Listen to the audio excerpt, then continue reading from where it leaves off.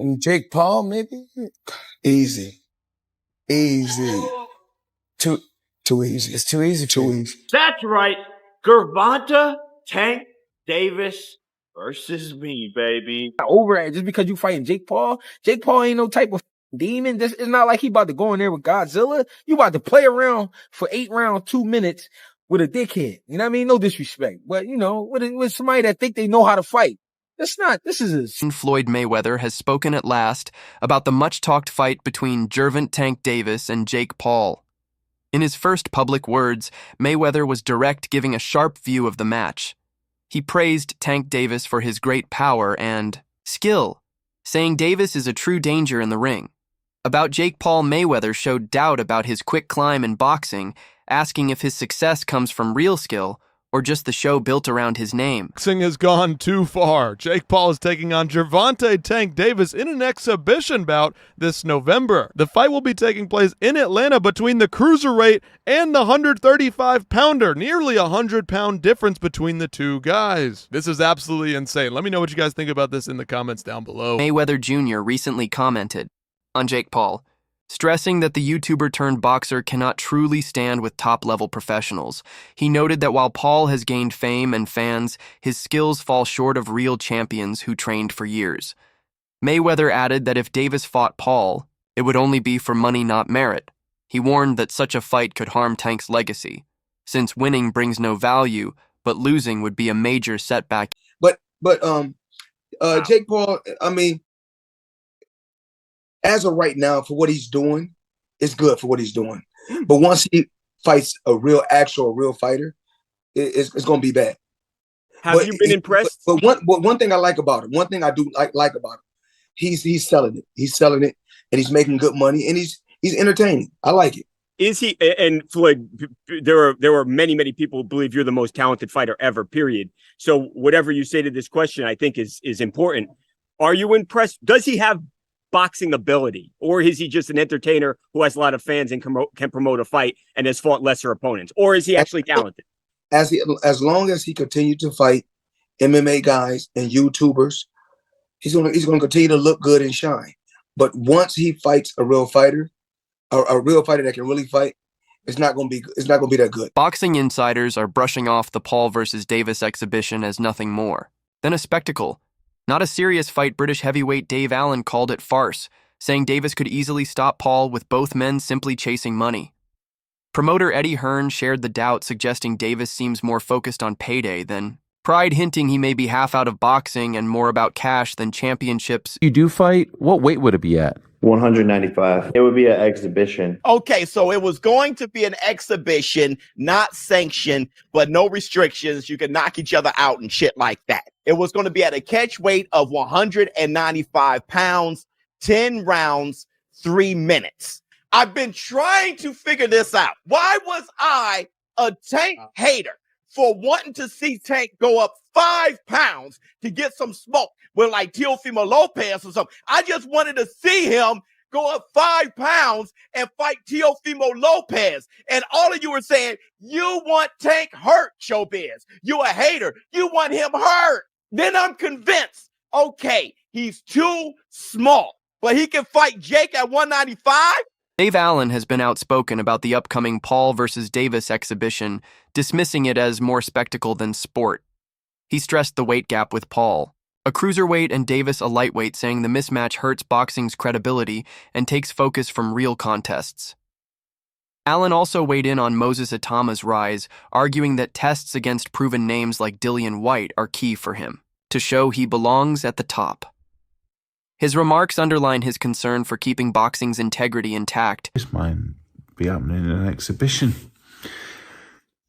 Thing with Jake Paul, I think he's a good area title level fighter, and that's a good level. Like, and you can be proud of it. Do you know what I mean? Like, it's good. But the Mike Tyson fight I didn't like. The Chavez fight was just farcical because he's 11 years past his best, up 6 weight divisions. But less of a problem because Chavez wasn't in his 50s. Fighting the MMA guys, again, he's fighting people that don't do the same, that they're not even in the same sport. But while they're a bit older, they're still not in the 50s. So all that stuff, I won't really watch any of it. I think I've watched one fight against Tommy Fury, the only professional boxer in and around his prime years, and he got beat. But I think his area title level, I think he works really hard. I think he trains hard. And I don't think he's a bad fighter at all. I don't think he's a good fighter, but he's not a bad fighter. For his experience, he's not bad at all. But Gervonta Davis is a lightweight. So, by all means, if they make a few quid and nobody gets hurt, then great. But I certainly wouldn't be paying a penny to watch it. I think it's just absolutely ridiculous, farcical. Who wants to watch an exhibition? Gervonta Davis is in his prime years. Why is he wasting his time? Why is he having a rematch with the fella he got a draw with? Why is he not fighting? Why is he not going up a weight and fighting Lopez and Garcias and them fighters? Why is he fighting Jake Paul in an exhibition? I get the money's great, but he's in the prime years. This is his best year. This is where he can become. Maybe you don't want to be an all-time great. Maybe you don't want to do it. Boxing writer Keith IDK was blunt, saying claims that Davis is ducking Jake Paul are false. He explained that the Roach rematch is Davis's real mandatory duty, not an excuse to avoid Paul. IDK stressed the priority must be fulfilling sanctioned obligations instead of chasing flashy crossover fights. Well, I think as we discuss this, we should use air quotes when we call it a fight, because I don't see how any athletic commission, in this case the Georgia Athletic and Entertainment Commission, could sanction this as a legitimate boxing match. I think it has to be treated as entertainment to some degree, because you can't put someone they're 65 pounds apart in weight for the most part now. If you look at the cruiserweight limit and the lightweight limit, even if Jake Paul somehow got down to, let's just say 180, and I'm not sure that he'd be able to do that at this point because he's fought so high in weight. Let's just say he got down to 180. They're still 45 pounds apart in weight, and that's just not safe. So if this were to be treated as some sort of, even though they're calling it an exhibition, a legitimate athletic event, I don't know how you could do that, because it's just not safe for someone that big and someone that small to fight each other. That's why they have weight classes. And I just don't understand. I do understand that Netflix is into tentpole events, and people will watch this because they're into the spectacle of it all, and it will draw eyeballs. But does anything that anyone pitches that people will watch, does that make it a good idea? Dana White has at times praised Jake Paul mainly for his promotional skills and role in boosting boxing's visibility. In 2024, he noted that Paul only seeks attention and that he doesn't dislike him. White also called Logan Paul brilliant for drawing eyes to the sport. Despite clashes, White admitted the Paul brothers have made a real impact on combat sports. Jake said that I snort cocaine, that I'm a cokehead. My rebuttal to that was, I'll tell you what, you can test me for the next 5 years for cocaine if I can test you randomly for performance-enhancing drugs the next 2 years. And I never got a response on that. But other than when me and Jake Paul have gone back and forth with each other, I've never said anything to defame him. And then when he was talking about his fights being fixed, I don't think that people are actually saying that they're predetermined outcomes, that they're fixing the fights, with predetermined outcomes. They're saying if you're fighting a 60-year-old fucking guy that can barely walk to the fucking ring, right, and almost died 2 months before that, it's almost like a predetermined outcome. That's what they're fucking saying. Jake Paul is set to face Davis in an exhibition bout on November 15th, 2025 at State Farm Arena in Atlanta. Despite Davis's stellar 30-0 record, the vast weight and size gap favors Paul, who is about 65 pounds heavier and stands 6'1" compared to Davis at 5'5", 1 or 2. While Davis is renowned for his knockout power and speed, the exhibition format and physical mismatch may limit his effectiveness. Paul's confidence and calculated strategy could allow him to exploit these advantages and possibly secure an upset. And this fight has to be the most talked about thing that's going on in sports right now. And this fight has made us all hypocrites, really, and I tell you why. Also, I got to tell you guys who I think will win the fight and why. I think Jake Paul wins the fight. I think either Jake Paul wins or it's a draw. No. No way. Nope. Since it's an exhibition, and we'll talk about that. But you saw at the beginning, this fight is just impactful. And as boxing pugilists, many of us, we hate this shit. But as boxing fans, you want real shit, right? You see Tank Davis versus Jake Paul. But then what you really want is what you're getting out of like Brian Norman Jr. and Devin the American Dream Haney. Show me on my bitch then.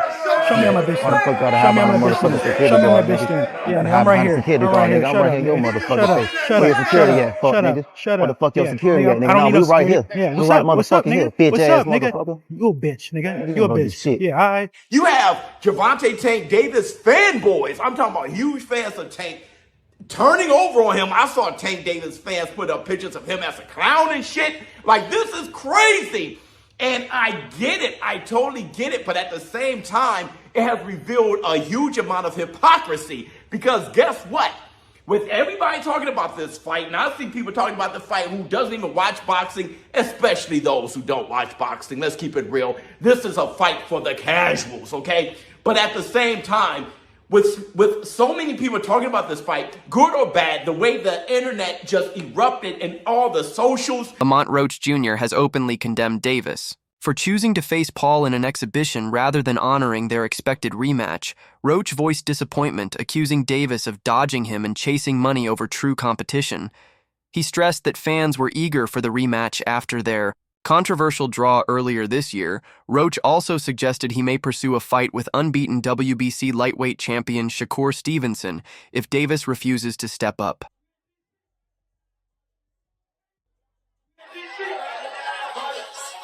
I told y'all from the beginning, man, that I got the skills to pay the bills. I've been telling y'all that. And I'm just glad I got to show it, honestly. I'm glad I got to show it. I appreciate, like I said before, I appreciate True Boxing Media. Some guys that didn't count me out. So that's just how I feel, man. I think I won. And, I can't wait to do it again. I can't wait to dance again. Several leading commentators have written off the Paul versus Davis showdown as absurd and far removed from real boxing. Many highlight the glaring size gap, nearly 65 pounds and 8 inches, calling it more spectacle than sport. Critics argue the bout lacks legitimacy, claiming it prioritizes money and hype over competition. Some even compare it to pro wrestling, a stunt instead of a serious fight. Despite the buzz, most remain doubtful, questioning its value to boxing and how it undermines competitive integrity. Boxing Doctor News. Hold on to your seats, boxing fans. The fight we've all been waiting for is finally happening. Jake Paul versus Gervonta Tank Davis this November in Atlanta. But here's the twist. There's a massive weight difference. Paul, a cruiserweight, against Davis, who's never even hit 140 pounds. Is this fair? Is it safe? And get this. We don't even know if it's an exhibition or a sanctioned fight yet. But one thing's for sure, there will be a definitive outcome. So, who's got more to lose? The YouTube sensation or the lightweight champ? And what about those Anthony Joshua rumors? Looks like we'll have to wait till 2026 for that showdown. This is boxing's biggest mismatch or the upset of the century in the making.